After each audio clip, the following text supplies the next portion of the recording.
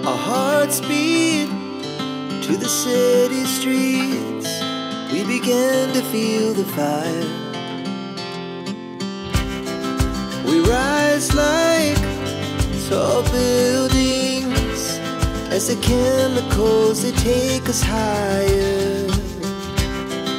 The night's young.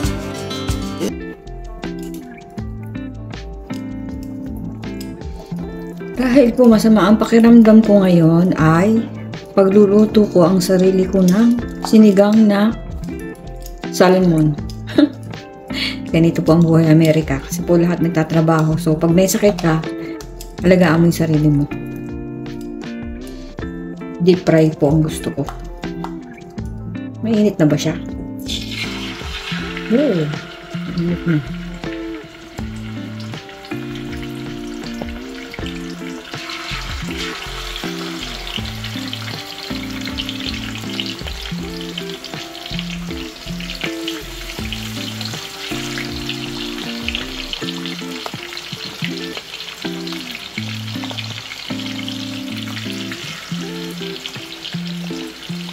Ang gusto ko po sa sinigang, piniprito po muna yung salmon.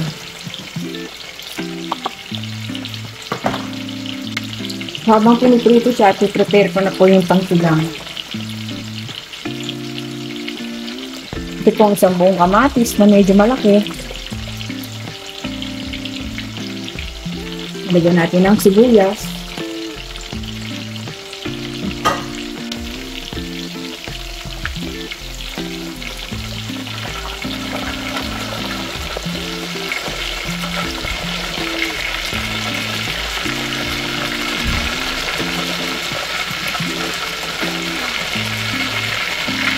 Belated happy birthday, Maricol. Love you.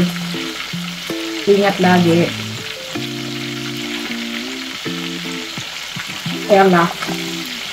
Ng Maricol.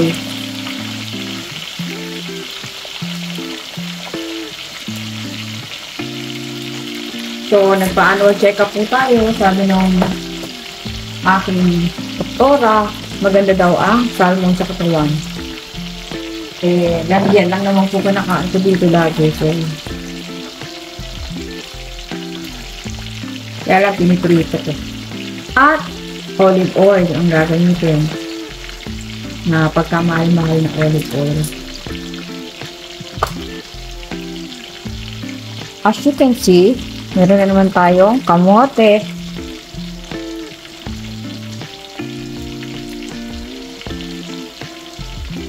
Kakabagan na naman kami doon para tukneto. So, dito naman talaga sa US, kakabagan kasi pag malamig. So, ito na po yung ating gagawing sinigang. Halagyan ko ng tubig.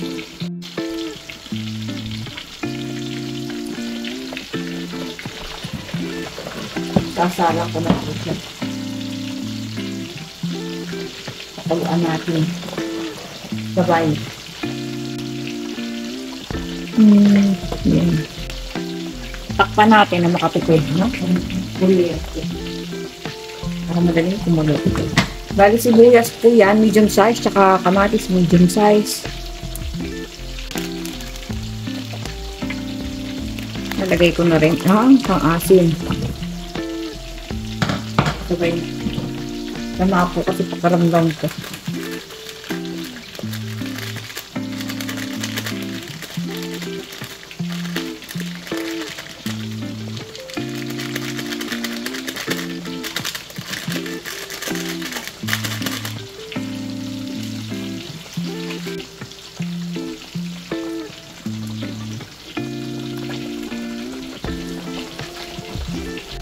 Nalagyan ko rin ng shrimp cubes.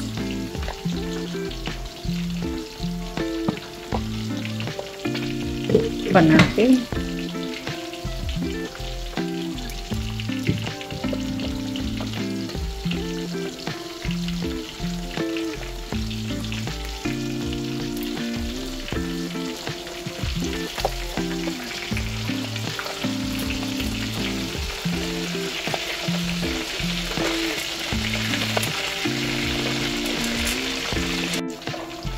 Lalagyan ko ng sili.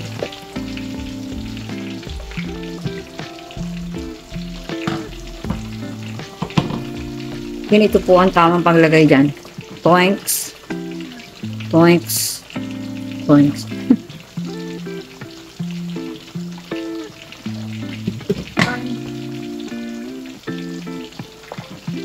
Nilagyan natin ng patis.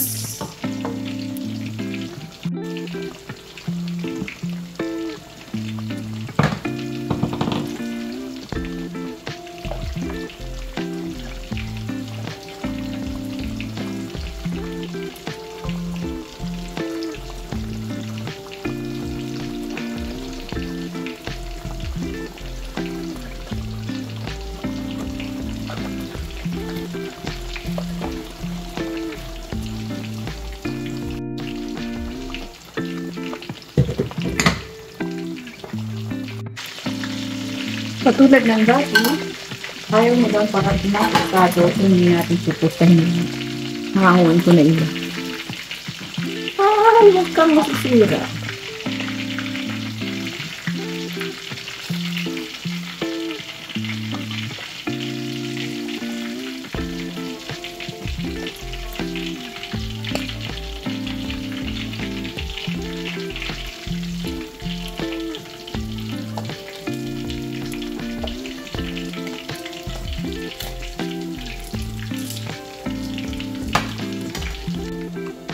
Mga kuracha smoothie.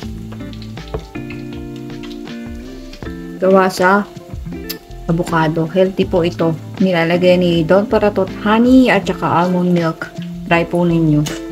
Ito, umiinom ako palagi nito. Baon ko sa office, sa work. At ngayon, dahil may sakit ako, hindi ako pumasok. Ginawa niya pa rin ako nito. So, inumin natin. Ito po.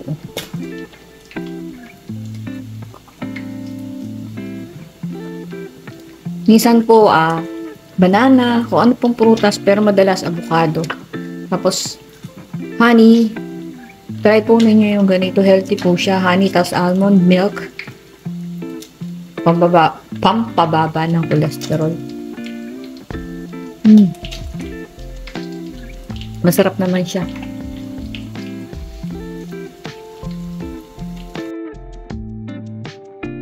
Pwede na sa akin to, parang kahoy. Sabi natin nagpaka-madyoso mayo. Init. Nakulo na po ang ating sabaw. Lapit natin ng konti. So, ayan po yung ating pansigang. Nilagyan ko na siya ng kamatis, patis, pang-asim, sibuyas. So, okay na siya. Nalagay na po natin ang ating.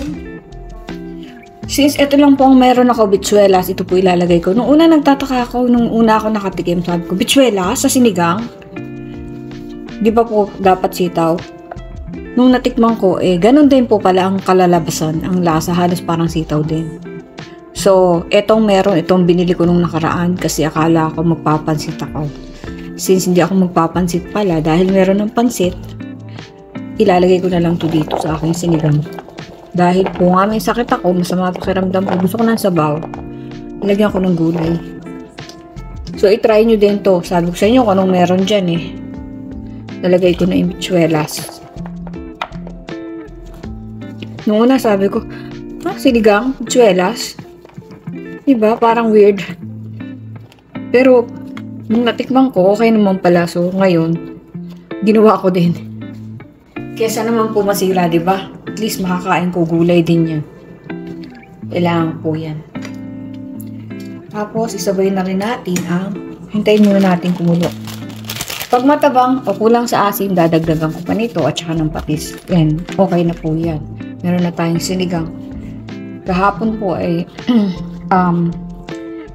sobrang sama ng pakiramdam ko dahil yung pag nagpa-vaccine kayo, di ba, nilalagnat kayo, ang bigat ng pakiramdam, yung masakit lahat, para kayong may trangkaso. Ayun, naman ako ng instant noodle soup ni medyo kuminhawa naman ako kahit puro sabaw lang talaga. Thank you Don Paratot. Kasi po nagpa-vaccine ako para hindi magkasakit. Kinabukasan po, nagkasakit ako. Isn't it ironic? Wow, English. Isn't it ironic? So, hintayin po natin. Ayan, kumukulong na siya.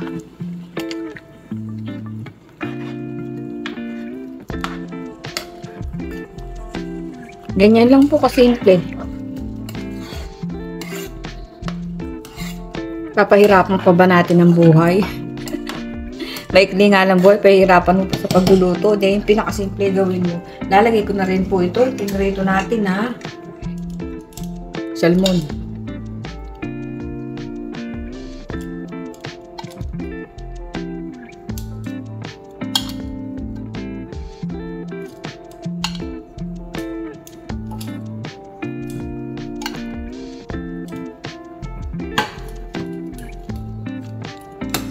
And then, titignan natin kung saan kulang. Dagdagan na lang natin. So, meron na akong sabaw.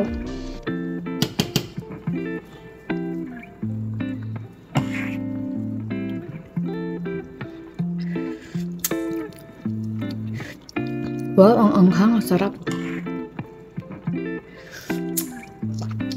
Isa pa nga. Nakakaginhawa ang pakiramdam po pag maasim, di ba? Ay, ang sarap. Maanghang. At saka yung asim niya, tamang-tama lang. Delisyoso. Delisyoso. So, hindi ko na po siya dadagdagan. Tamang-tama lang po.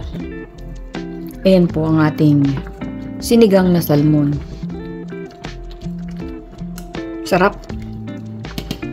Tayin na lang natin lumambot yung ating bichuelas, aka sitaw. And okay na yan.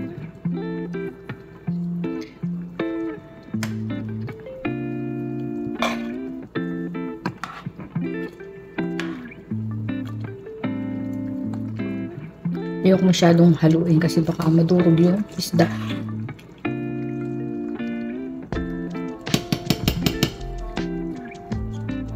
Isa pa nga.